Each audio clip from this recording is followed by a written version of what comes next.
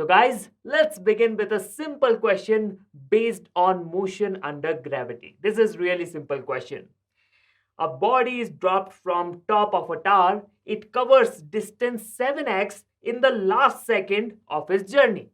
So in the last second, it covers a distance 7x, where x is the distance covered in the first second. How much time does it take to reach the ground? Now, I will tell you what the question is asking us. Suppose you are sitting on the top of a tower and you drop a ball from rest. So, u is equals to 0. Now, in the first second, the ball covers a distance x, and in the last second of his journey,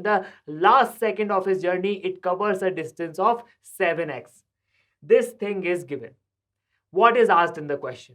Question is asking us total time taken by the body to reach the ground. To what is the total time taken by the body to reach the ground? This is the question. Got it? Got it. Now, how to solve this question? Do we know the formula of distance covered by the ball when it is dropped like this? Well, do you? Yes, we do. Let's take everything in the downward direction as positive. So the formula you can see is S is equals to ut plus half gt square. Actually, in our question, u was equal to 0. So we can just put u equal to 0. Now, S is equals to half gt square. This is the displacement of the ball after t seconds. But do you remember the formula of displacement covered by the ball in nth second? Yes, displacement covered in nth second, not the total displacement. Displacement in nth second. Do you remember that formula? Well, if you don't, we can derive that formula. I will just show you the formula right over here. It is very easy to derive.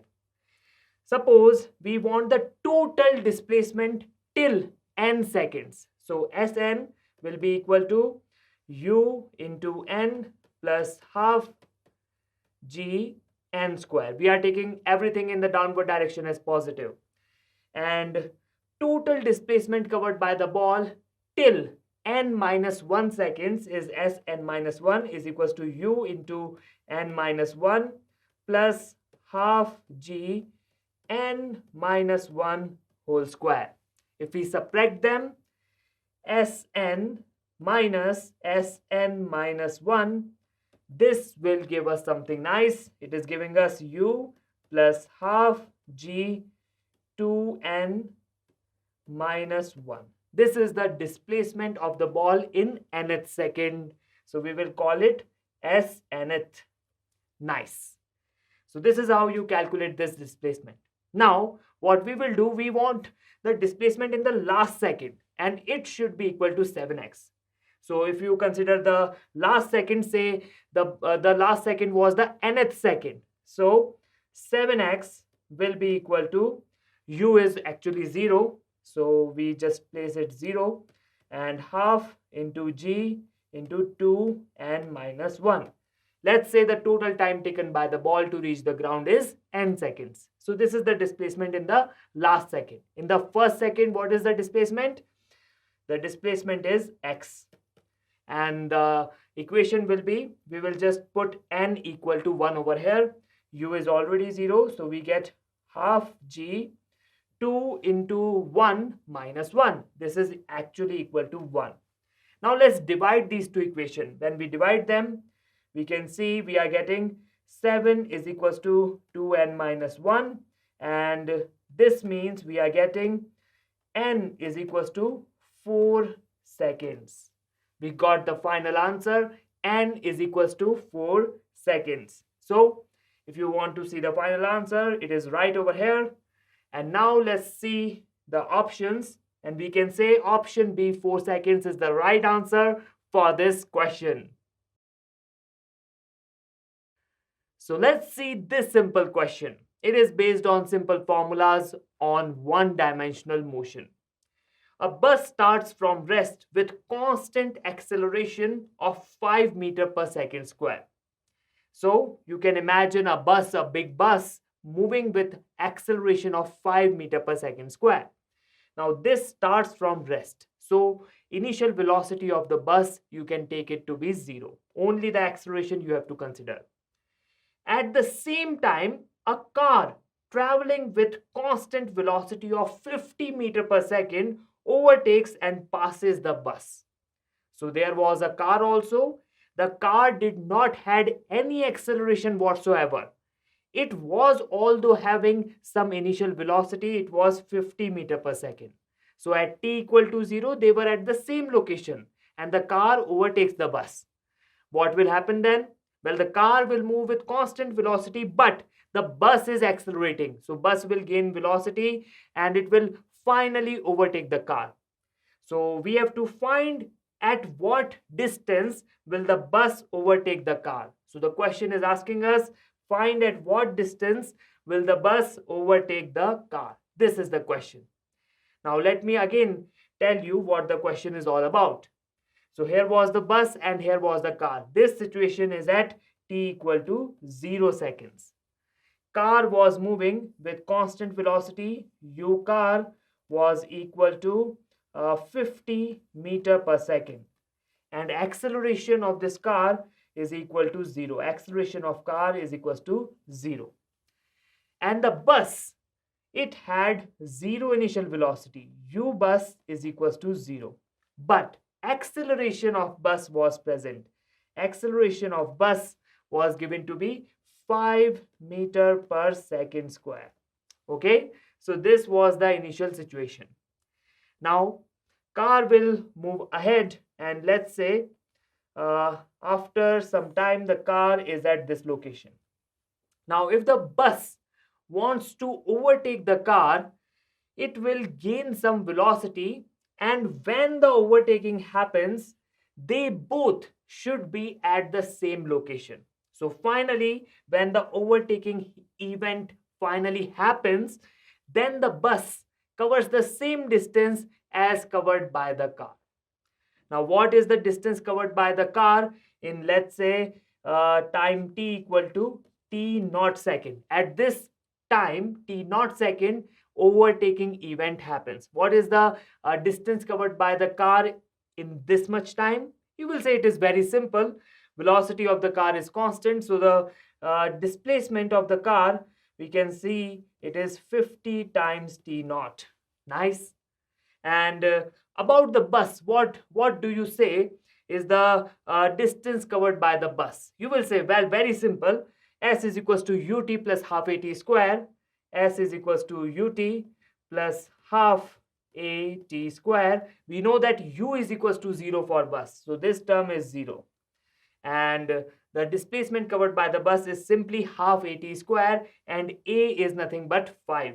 So instead of a, let us put 5. Instead of time t, we will put t is equals to t naught. So this is the displacement covered by the bus in t naught seconds. Now finally, when this overtaking event happens, these two must be equal because they must be at the same location. So we will say half 5 t naught square is equals to 50 t naught. And t naught cancels out. And what do we get? We get something interesting. We are getting 100 divided by 5. We get t naught is equals to 20 seconds. Now after 20 seconds, this overtaking event happens. And do you know what is the displacement covered by the car in this much time? You will say, yes. How? 50 t naught. What is the value of t naught? 20 seconds. So what is the displacement covered by the car in 20 seconds? It is 50 times 20. So this overtaking event happens at x is equals to 50 times 20. That is 1000 meters. Okay. So they must meet again after traveling 1000 meters. And at this time, t is equals to 20 seconds, the overtaking event happens and the bus finally overtakes the car. So we want the position at which this event happens, and this is 1000 meter from the initial position. So let's see the options, and we see that option C, 1000 meter, is the right answer for our question. Let's see this amazing question. It is based on projectile motion. Three particles A, B, and C are projected from the same point with the same initial speeds and making angles 30 degree, 45 degree, and 60 degree respectively with the horizontal. Which of the following statements is correct? Now, what is happening? We have three particles A, B, and C. All these particles were fired with same initial speed. So initial speed is same. But the angle of projections are different. Angle of projection of A is 30 degree, angle of projection of B is 45 degree, and angle of projection for C is 60 degree. Now we have to compare the ranges. All these options deals with ranges and we have to pick the correct option. Now let me tell you some crucial points. If you want to compare the ranges, you should remember these 2 points in your mind. First point is, if you want the maximum range, for range to be maximum, angle of projection should be 45 degree. This should be the angle of projection. Now the second point. The second point is also very important. If you have angle of projection alpha and beta and they are complementary to each other, this means alpha plus beta is equals to 90 degree, then the range covered by the projectile fired at an angle alpha will be equal to range covered by the projectile fired at an angle beta if the initial speed of projection is same and these two angles are complementary to each other. The ranges will be same. Now these are two crucial important points you want to keep in your mind. And now let me show you what is happening in our case. Particle B is fired at 45 degree, so it will go the farthest. And what about A and C? Well, A is fired at 30 degree and C is fired at 60 degree. Do you think 30 degree and 60 degree are complementary to each other? Yes, they are indeed. 30 plus 60 is 90. Therefore, A and C will cover same range. And what about B? Well, B will cover the maximum range. So you can imagine what would be the entire motion. So let's see that in animation. So we have these three particles and you can see the initial angle of projections are different and this is how the particle goes. Two particles land at the same place and the particle which was fired at 45 degree goes the furthest. So this is what is happening. Now let me show you why do the two particles which are fired at complementary angles cover the same range. After all, range can be written as u square sine 2 theta divided by g. You can already see if theta is equals to 45 degree, then sine of 2 theta will be sine of 90 degree. It is equal to 1. So range is maximum when theta is equals to 45 degree. Now let's write that in different style. Range can also be written as 2 u square sine of theta cos of theta divided by g. Now let's take two angles of projection, alpha and beta. Alpha plus beta is equals to 90 degree. This is the given relation. Let's check the range for angle alpha. So range for angle alpha is equals to 2 u square sine alpha and cos of alpha divided by g. For theta is equals to alpha. For theta is equals to beta, what is the range?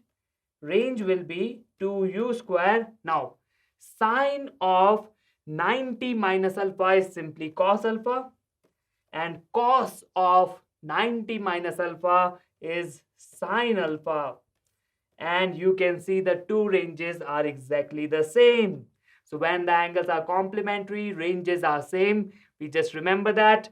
And you can see the range covered by these two projectiles fired at 30 and 60 degrees are same.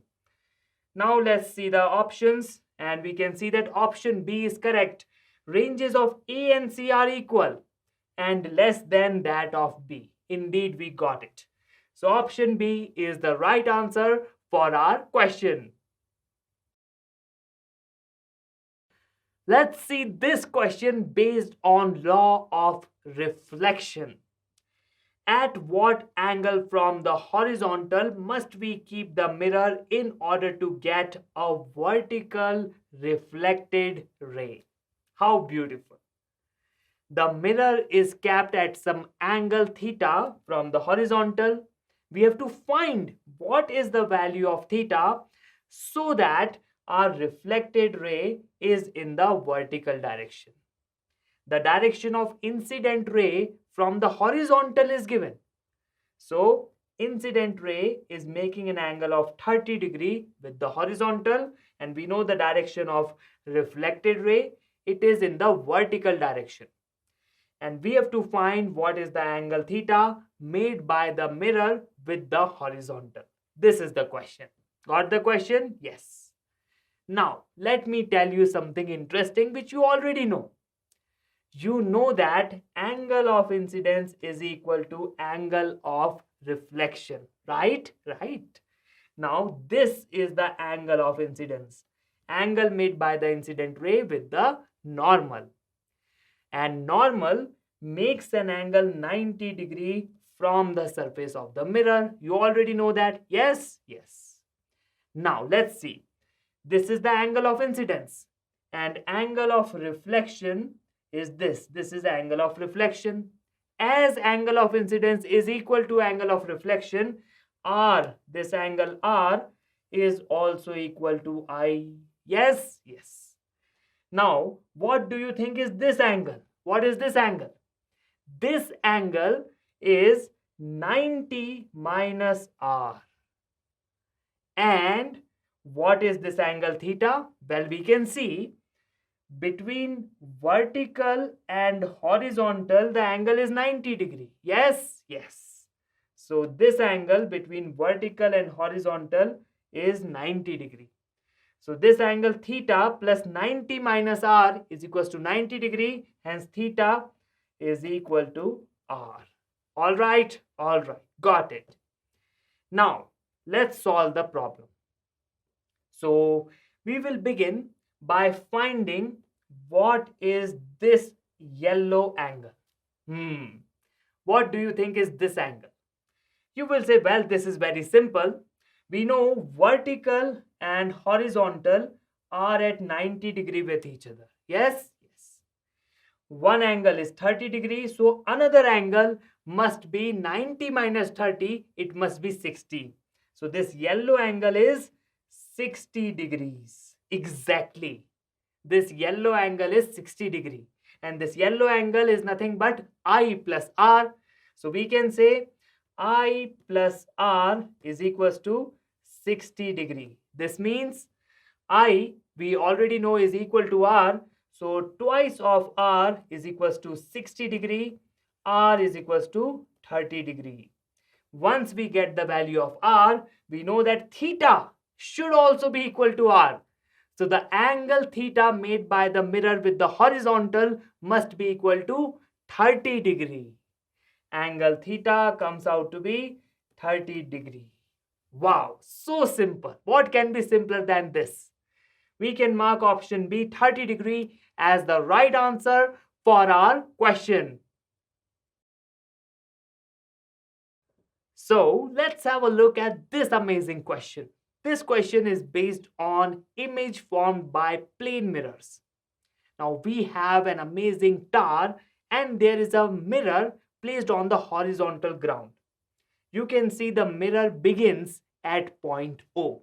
Now what does the question say? Question says when a plane mirror is placed horizontally on a level ground at a distance of 60 meters from the foot of a tower, the top of the tower and the top of the image of the tower in the mirror subtend an angle of 90 degree at O. Okay, so this is the top of the tower, point A, and this is the top of the image of the tower. This is A dash. Now, when we join A dash to O, this is the line. When we join A to O, this is the line. These two lines subtend an angle of 90 degree at O. This is given in the question. Did we understand that? Yes. Now, the height of the tower will be, we have to find what is the height of the tower H. What is the value of H? This is the question.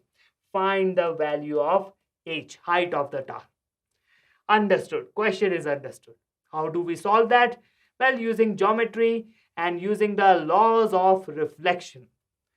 One thing we know for sure is that angle of incidence is equal to angle of reflection.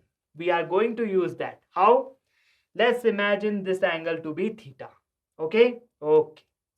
Now, our mission is to calculate what is the exact value of theta.